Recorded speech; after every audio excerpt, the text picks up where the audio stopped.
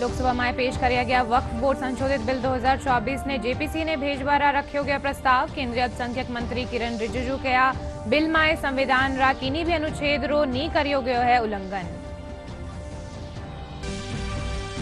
Reserve bank of India करी मौद्रिक नीति की घोषणा। रेपो दर में नी करियो गयो कोई बदलाव। 6.5% पर बरकरार।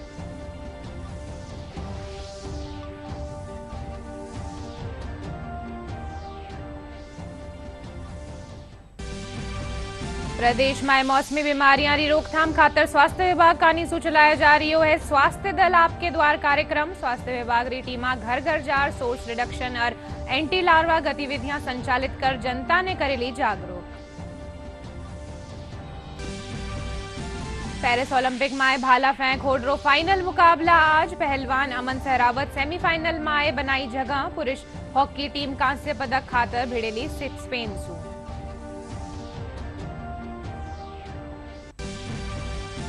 और प्रदेश भर में मानसून री बिरखारो जारी। लाडला 24 घंटा में सबसुबती 200 मिलीमीटर बिरखा धौलपुर में करेगी दर्ज।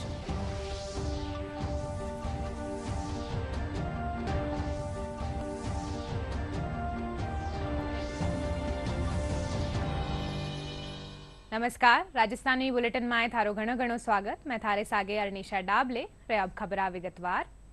लोकसभा में आज पेश कराया गया वक्फ बोर्ड संशोधित बिल 2024 ने जेपीसी ने भेजबारू प्रस्ताव रखो गयो है। इनसू पहली केंद्रीय अल्पसंख्यक मंत्री किरण रिजिजू सदन में यो बिल पेश करया। वना कहा कि यो बिल आम मुस्लिम लोगों ने न्याय दिलावा खातर पेश करियो गयो है। इनमें संविधान रा किनी भी अनुच्छेद रो उल्लंघन नी करियो गयो है। जिन लोगों ने हक नी मिलियो है वना ने हक दिलावा खातर यो बिल लियो गयो है। बिल माथे कांग्रेस सांसद केसी वेणुगोपाल आपत्ति दर्ज करी वठे समाजवादी पार्टी समेत विपक्षी दल भी विरोध जताया। बॉडी का जो फ्रीडम है उसमें कोई हस्तक्षेप नहीं किया जा रहा है, ना ही संविधान का किसी भी अनुच्छेद का इसमें उल्लंघन किया गया है। और अब सुप्रीम कोर्ट का एक केस का मैं हवाला देना चाहूंगा, Brahmachari versus state of West Bengal. इसमें सुप्रीम कोर्ट ने क्लियरली रिलीजियस डिनोमिनेशन के बारे में रूलिंग दिया गया है। इसमें हमने जो ब्रॉड बेस किया है, किसी का हक छीनना तो बात छोड़ दीजिए, जिनको हक नहीं मिला है उनको हक देने के लिए ये बिल लाया गया है। वक्फ बोर्ड को मिले असीमित अधिकार कम कर इसकी व्यवस्था को पारदर्शी बनाने और इसमें मुस्लिम महिलाओं समेत मुस्लिम समाज के अन्य पिछड़े वर्ग, शिया, सुन्नी, बोहरा और आगा खानी जैसे वर्गों को प्रतिनिधित्व देने के लिए लोकसभा में महत्वपूर्ण विधेयक पेश किया गया। केंद्रीय अल्पसंख्यक मामलों के मंत्री किरण रिजिजू लोकसभा में वक्फ बोर्ड कानून में संशोधन से उन्होंने विधेयक पेश किया। बिल को लोकसभा में जेडीयू, टीडीपी, शिवसेना ने प्रबल समर्थन दिया। वक्फ का मतलब है इस्लामी कानून के तहत धार्मिक कार्यों के लिए समर्पित संपत्ति। आपको ये जानकर हैरानी होगी कि देश में 9.4 लाख एकड़ में 8.7 लाख संपत्तियों का वक्फ बोर्ड के पास इस समय नियंत्रण है। वक्फ की मौजूदा संपत्तियों की अनुमानित कीमत 1.2 लाख करोड़ रुपए है। सेना और रेलवे के बाद भारत में तीसरा सबसे बड़ा जमींदार है वक्फ बोर्ड। लेकिन इन सब में सबसे अहम बात यह है कि कोई संपत्ति वक्फ घोषित होने पर हमेशा के लिए उस पर वक्फ का अधिकार हो जाता है, जबकि तुर्की, मिस्र और जॉर्डन सहित कई इस्लामी देशों में वक्फ बोर्ड जैसा कोई संस्थान है ही नहीं। और तो और अगर किसी को वक्फ से जुड़े मामले में कहीं कोई अपील करनी है तो उसके लिए वक्फ बोर्ड का ट्राइब्यूनल ही है, वो अदालत नहीं जा सकता। राज्यसभा में आज वन और जलवायु परिवर्तन मंत्री कहा कि देश में ग्रीन कवर ने 33% ताई बढ़ायो जावेलो। इन दिशा में ग्रीन इंडिया मिशन कैंपारे तहत योजना और एक पेड़ मां के नाम अभियान जेड़ा कार्यक्रम आयोजित कराया जा रहा है। केंद्रीय मंत्री एक दूजा सवाल रा जवाब में कहा कि अरुणाचल प्रदेश, मणिपुर, नागालैंड, मिजोरम और मेघालय में वन क्षेत्र घटियो है। सभापति महोदय, एक ही विषय का दो तरीके से प्रतिपादन किया जा सकता है। सरकार अंतिम छोर पर जो व्यक्ति है उसके जीवन में परिवर्तन लाने के लिए कार्य करती है। क्या अरुणाचल में अंतिम छोर तक सड़क पहुंचाना, क्या उनके पास प्राथमिक स्वास्थ्य के केंद्र पहुंचाना, क्या उनके पास जल विद्युत की परियोजना पहुंचाना, क्या माननीय सदस्य Let him conclude. Honorable member, let him conclude. Let him conclude first. Honorable member. माननीय सभापति महोदय, मैं पुनः कहना चाहूंगा क्योंकि माननीय सदस्य ने 182 और 184 के संदर्भ में मेरे उत्तर के संदर्भ में कहा है। देश में जिन 5 राज्यों में फॉरेस्ट कवर घटा है उसमें उत्तराखंड नहीं है, पहला विषय। इसलिए उत्तराखंड की परियोजना, जो हमारे 5 राज्य हैं कि ये 5 राज्य अरुणाचल प्रदेश, मणिपुर, नागालैंड, मिजोरम और मेघालय है, और जहां पर फॉरेस्ट एरिया बड़ा है वो आंध्र प्रदेश, तेलंगाना, उड़ीसा, कर्नाटक और झारखंड है। हमारे जो उत्तर पूर्व के राज्य हैं वहां पर ये बहुत सीमित मात्रा में क्षेत्र घटा है। क्या उत्तर पूर्व के राज्यों को सड़क पहुंचाना, क्या बिजली पहुंचाना, क्या प्राथमिक स्वास्थ्य केंद्र पहुंचाना, क्या वहां की महिलाओं के जीवन में परिवर्तन लाना, वहां के गरीब लोगों को सुविधा पहुंचाना, यही तो है विकास की समन्वित कल्पना में देश के राष्ट्रीय सुरक्षा के महत्व के विषय हैं, उनके बारे में भी निर्णय लिए जाते हैं। પ્રદેશમાં રાજ્યસભાની એક રિક્ત સીટ માથે ઉપચુનાવ 3 સિતંબરને વેલો इन ખાતર નામાંકન પ્રક્રિયા 14 અગસ્ટને अधिसूचना जारी होबारे साथे शुरू हुएली। मुख्य निर्वाचन अधिकारी नवीन महाजन बताया कि राज्यसभा उपचुनाव री प्रक्रिया राज्य विधानसभा परिसर में वेला केसी वेणुगोपाल रा राज्यसभा री सदस्यता छोड़वा माथे रिक्त हुई ठोर खातर यो उपचुनाव वेरियो है। उपचुनाव खातर 21 अगस्त ताए नामांकन पत्र भरिया जा सकेला। गौरतलब है कि राजस्थान समेत देश रा 9 राज्य में राज्यसभा री कुल 12 सीटा माथे उपचुनाव वेला। रिजर्व बैंक ऑफ इंडिया आज मौद्रिक नीति री घोषणा करी। मौद्रिक नीति समिति में लिया गया फैसला री घोषणा करता थका आरबीआई रा गवर्नर शक्तिकांत दास बताया कि रेपो दर में कोई परिवर्तन नहीं करता थका उनने 6.5% माथे बरकरार राख्यो गयो है। वटे ही वित्त वर्ष 2025 खातर मुद्रास्फीति रा 4.5% रेबारो अनुमान है। of GDP in 2023-24 from 2% of GDP in 2022-23 due to a lower trade deficit and robust services and remittances receipts. In the first quarter this year, that is in the first quarter of 24-25, merchandise trade deficit widened as imports grew faster than exports. Buoyancy in services exports and strong remittance receipts are expected to keep the current account deficit within sustainable level in Q1 24-25. We expect current account deficit to remain eminently manageable during the current financial year. On the external financing side, foreign portfolio investors turned net buyers in the domestic market from June 2024 with net inflows of $9.7 billion during June-August, that is till August 6, after witnessing outflows of $4.2 billion in April and May. प्रदेश में मौसमी बीमारियां री रोकथाम खातर स्वास्थ्य विभाग कानी पूरा प्रदेश में 31 अगस्त ताई स्वास्थ्य दल आपके द्वार कार्यक्रम रो प्रथम चरण चलायो जा रियो है। मानसून सीजन रे दौरान मलेरिया डेंगूरा रोगियां री संख्या में बढ़ोतरी होवे है। इन कार्यक्रम रे तहत स्वास्थ्य विभाग री टीमा घर घर jar source reduction, anti larva और आईसीसी गतिविधियां संचालित कर जनता ने जागरूक करेली। इस माह हम स्वास्थ्य दल आपके द्वार एक प्रोग्राम चला रहे हैं। 5 अगस्त से शुरू किया है हमने, पूरे महीने ये प्रोग्राम चलेगा। इसमें हमने सभी डिपार्टमेंट्स का साथ लिया है। हर डिपार्टमेंट के सहयोग से हम इस प्रोग्राम चलाने की कोशिश कर रहे हैं, जिसके अंदर चिकित्सा विभाग के साथ साथ नगर निगम, चिकित्सा शिक्षा विभाग, रेलवे विभाग, अन्य पंचायत राज विभाग, पशुपालन विभाग, प्रशासन जो जिला प्रशासन सबका सहयोग लेके हम एक संयुक्त कमेटी गठित कर रोकथाम हेतु प्रयास कर रहे हैं। मेडिकल टीम घर घर जाकर लोगों को इसके बारे में जानकारी उपलब्ध कराएगी, आईसी देगी कि कैसे हमें मलेरिया की रोकथाम या डेंगू रोकथाम के लिए प्रयास करने हैं। उनके जो कूलर जो हैं जिनमें पानी भरे रहते हैं उनको बताया जाएगा कि 7 दिन में कूलर का पानी साफ़ करना है। जो जिन पानी में लार्वा मिलेगा उनके अंदर घर के अंदर उनको टाइमीफोस टैबलेट डाली जाएगी। जिन रोड के बाहर बारिश के कारण होने वाले गड्ढों में पानी इकट्ठा हो गया है, जिनमें मच्छर पैदा हो रहे हैं, उन्हें नगर निगम की सहायता से उनके अंदर उनका ट्रीटमेंट कराया जाएगा। हमारे जो मलेरिया वर्कर है उनके द्वारा जो गड्ढों में पानी भरा हुआ है उनके अंदर एमएलओ डाला जाएगा, जिससे कि उनका ब्रीडिंग है उसको रोका जाए। दौसा कलेक्ट्रेट सभागार में जिला प्रभारी मंत्री कर्नल राज्यवर्धन सिंह राठौड़ री अध्यक्षता में जिला स्तरीय अधिकारियों रे साथे बजट घोषणावारी क्रियान्वित समीक्षा बैठक आयोजित हुई। बैठक में परिवर्तित बजट ने लेर चर्चा करीगी। चर्चा रे दौरान भूमि चिन्हीकरण और आवंटन ने गति देबारा विषया माथे समीक्षा करीगी। इन मौके वे 100 ग्राम वजन सु ओलंपिक सु बारे हुई रेसलर ने लेर मीडिया रे सामने आपरी प्रतिक्रिया जाहिर की। वर्षों की मेहनत होती है, फिजिकल मेहनत होती है, मानसिक रूप से भी एक खिलाड़ी को बहुत बहुत ऊंचाई नीचाई से गुजरना पड़ता है। बहुत तरह की चुनौतियां उनके सामने होती हैं। ये सब करने के बाद हमारी जो रेसलर हैं वो मुकाबले में उतरी और उन्होंने जिस तरह का मुकाबला करा, उनका पहला मैच ही एक बहुत ही तगड़े खिलाड़ी के साथ था। उन्होंने वहाँ उनको परास्त करा।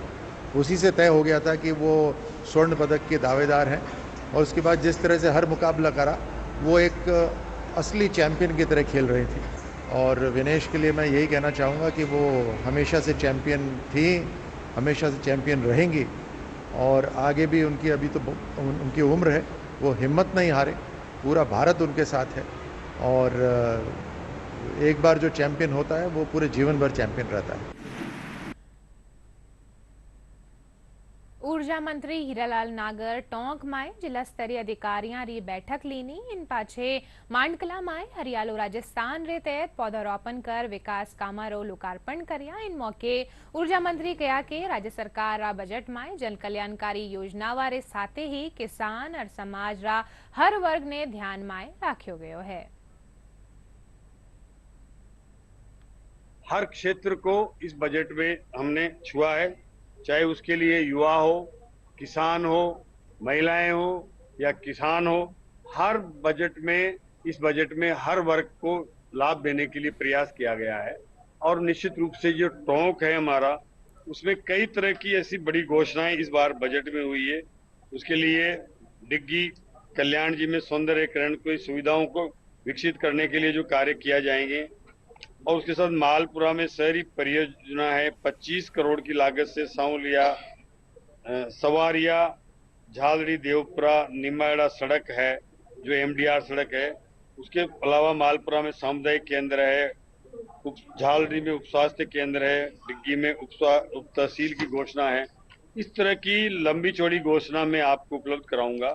24 करोड़ की लागत से थलोड़ी केकड़ी के मध्य जो समीप पाइपलाइन का कार्य है वो करवाया जाएगा।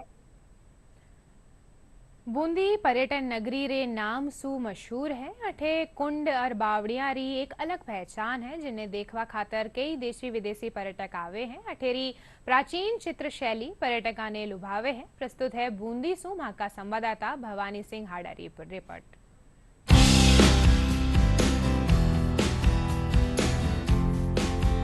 छोटी काशी के नाम से प्रसिद्ध बूंदी पर्यटन नगरी के नाम से मशहूर है।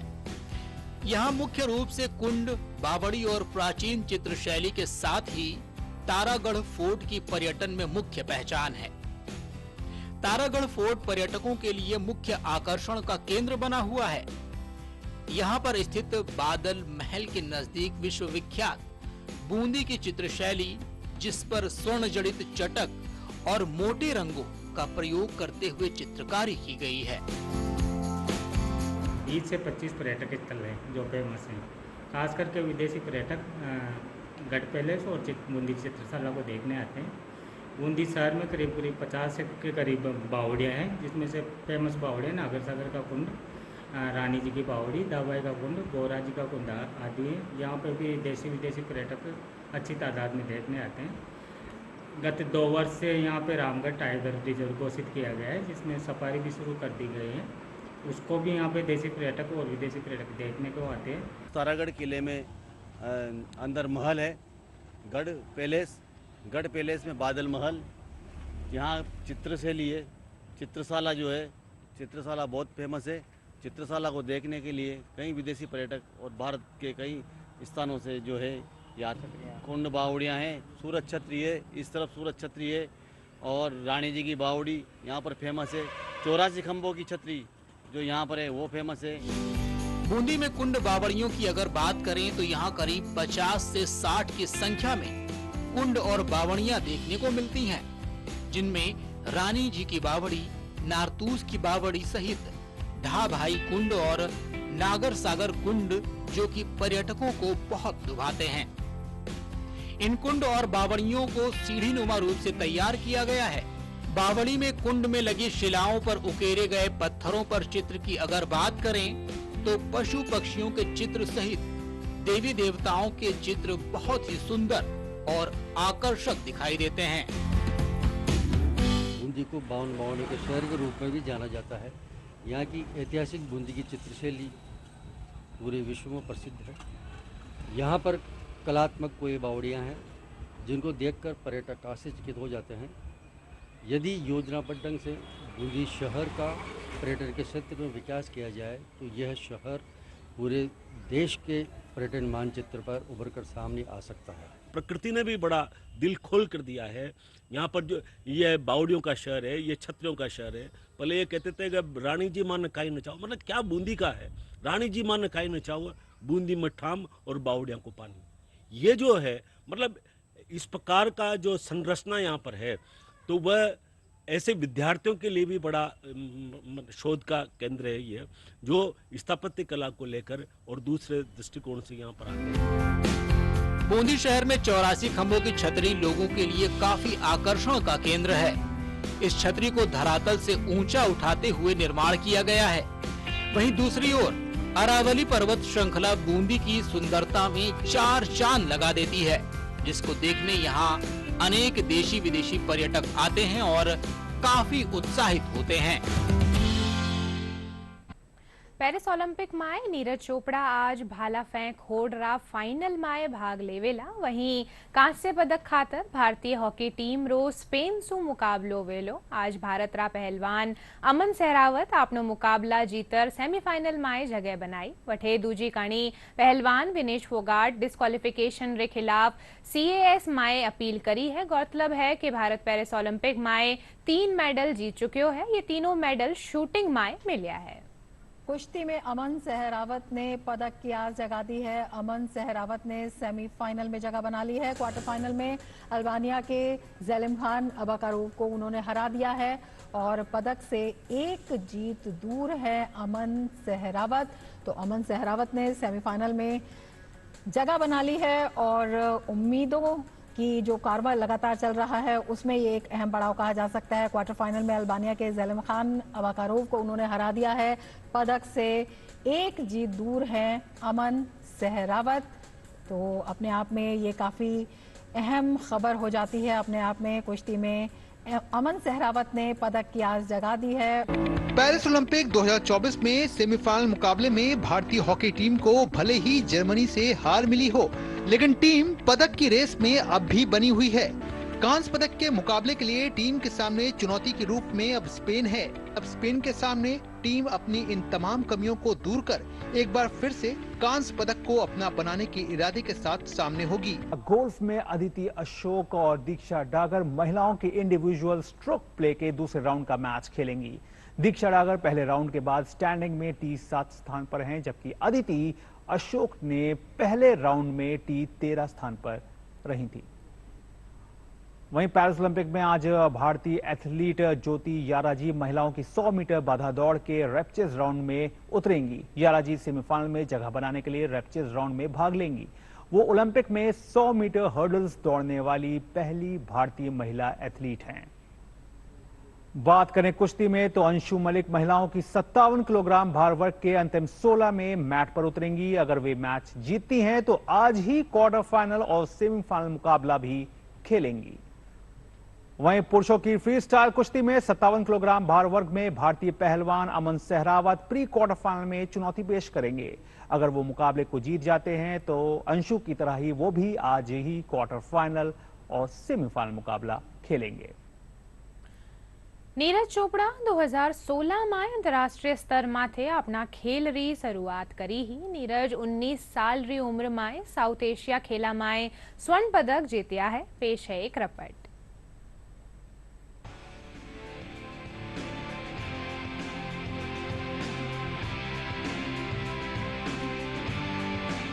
सिर्फ एक ओलंपिक पदक किसी खेल को बढ़ावा देने के लिए काफी है।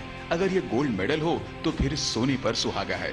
3 साल पहले टोक्यो ओलंपिक में भारत के लिए स्वर्णिम सफलता हासिल करने वाले जैवलिन थ्रोवर नीरज चोपड़ा की सफलता ने इस खेल के प्रति देश भर के खेल प्रेमियों की उम्मीदें बढ़ा दी हैं।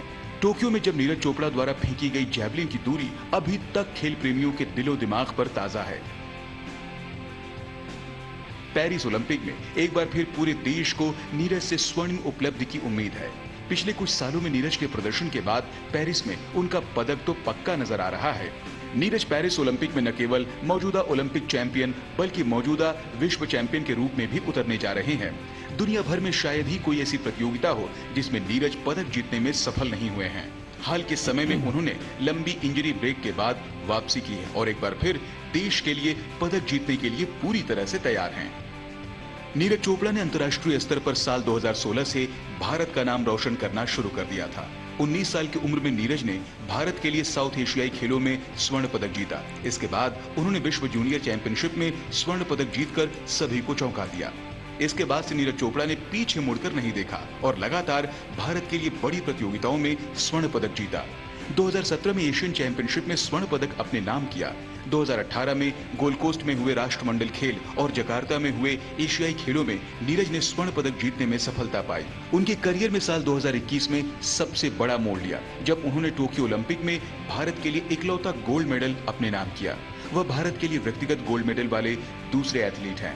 ऐतिहासिक स्वर्ण पदक के बाद चोपड़ा ने लगातार बेहतर प्रदर्शन किया। डायमंड लीग 2022 में उन्होंने गोल्ड जीता। वहीं इसी साल विश्व चैंपियनशिप 2022 में उन्हें रजत पदक हासिल हुआ। हालांकि एक साल बाद ही 2023 विश्व चैंपियनशिप में नीरज ने स्वर्ण पदक जीतकर एक बार फिर इतिहास रच दिया। पेरिस ओलंपिक में नीरज को चेक गणराज्य के जैकब बडलेज, जर्मनी के जूलियन वेबर, जर्मनी के ही मैक्स डेहिंग, ग्रेनेडा के एंडरसन पीटर्स और पाकिस्तान के अरशद नदीम से कड़ी टक्कर मिलेगी। नीरज का सर्वश्रेष्ठ थ्रो 89.94 मीटर रहा है। उनका लक्ष्य अब भी 90 मीटर तक पहुंचना है। पेरिस ओलंपिक में वह अपना लक्ष्य पाने का प्रयास जरूर करेंगे।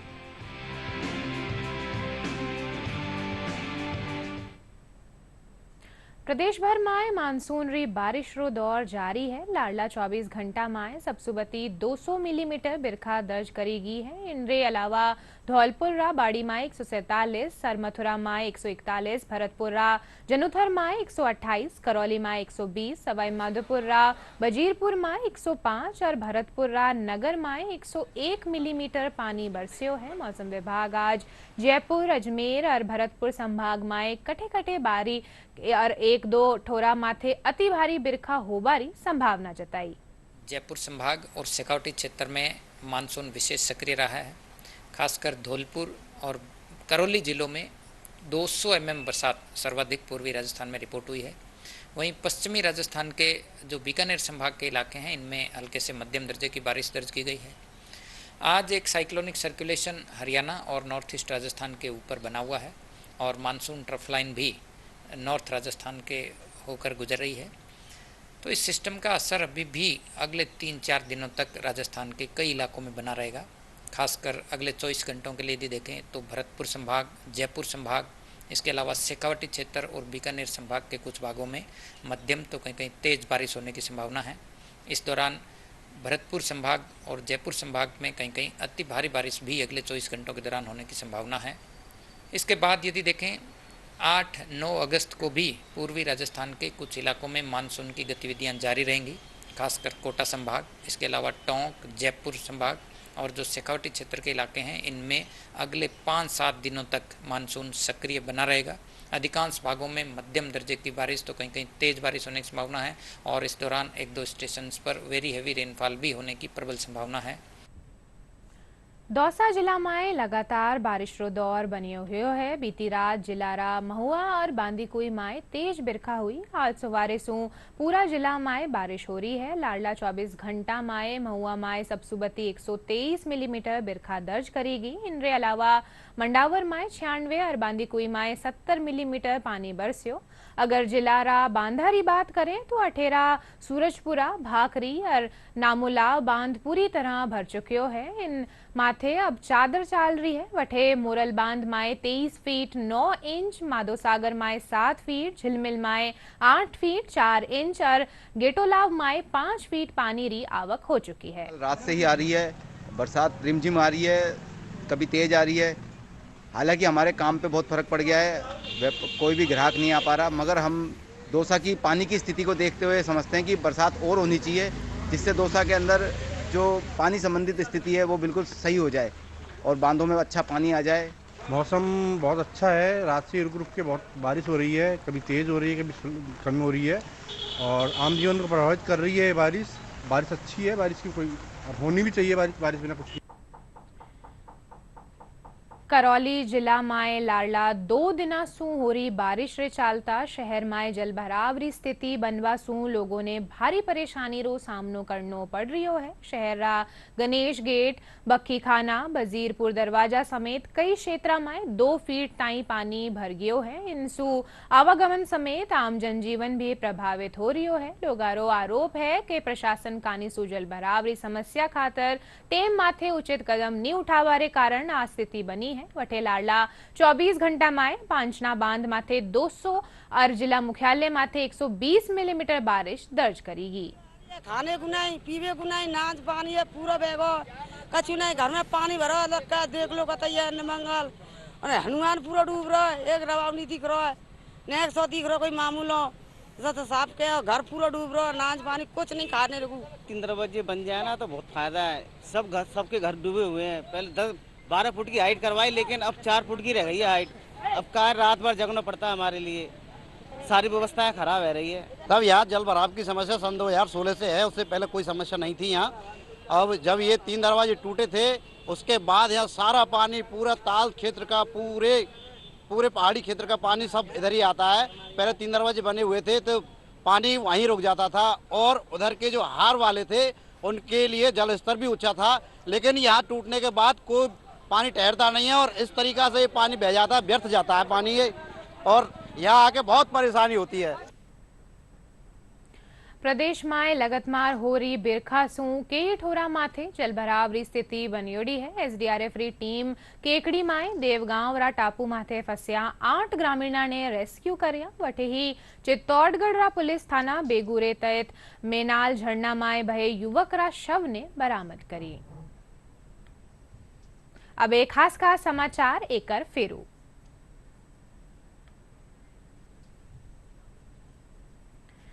लोकसभा में पेश किया गया वक्फ बोर्ड संशोधित बिल 2024 ने जेपीसी ने भेजवारा रखो गयो प्रस्ताव। केंद्रीय अल्पसंख्यक मंत्री किरण रिजिजू कया बिल में संविधान रा कीनी भी अनुच्छेद रो नी करियो गयो है उल्लंघन। रिजर्व बैंक ऑफ इंडिया करी मौद्रिक नीति री घोषणा। रेपो दर में नी करियो गयो कोई बदलाव, 6.5% पर बरकरार।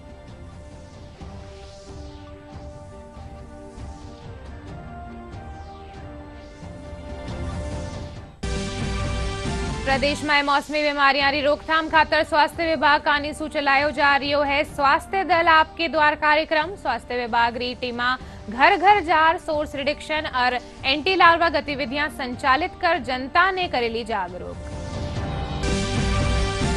पेरिस ओलंपिक में भाला फोएं खोड़ रो फाइनल मुकाबला आज। पहलवान अमन सहरावत सेमीफाइनल में बनाई जगह। पुरुष हॉकी टीम कांस्य पदक खातर भिड़ेली स्पेन सू।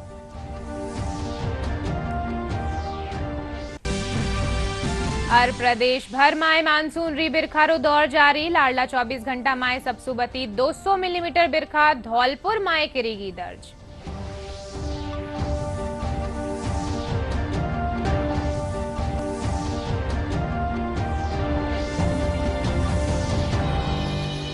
समाचार में अतरो ही थे। देखता रहो डीडी राजस्थान। नमस्कार।